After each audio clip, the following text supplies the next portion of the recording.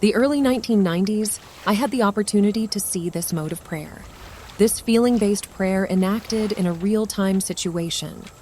And I'd like to share the story because it perhaps best describes what otherwise is a nebulous concept regarding precisely how feeling-based prayer works in our lives during early 1990s desert Southwest, was experiencing one of the worst droughts in history.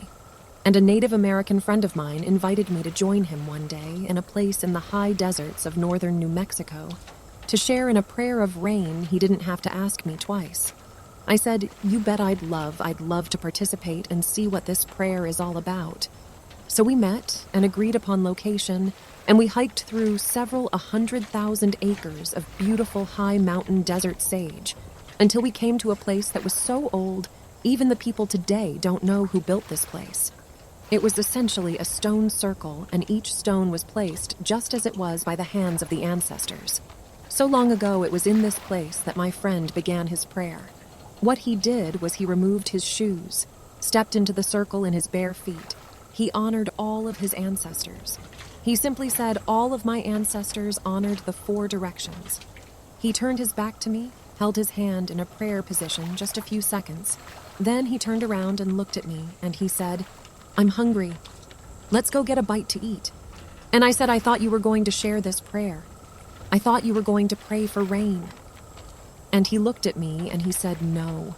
He said because if we prayed for rain, rain could never happen, because the moment you pray for something to occur, you just acknowledge that it does not exist in that moment.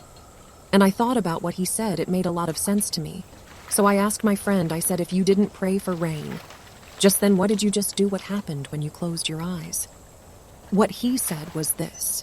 He said, "When I close my eyes, I began to feel the feeling of what it feels like to have rain in our Pueblo village." He said, "I smelled the smells of what it smells like when the rain falls off the earth and walls of our buildings. And I felt the feeling of what it feels like with my naked feet in the mud. There's so much mud because there's been so much rain," he said.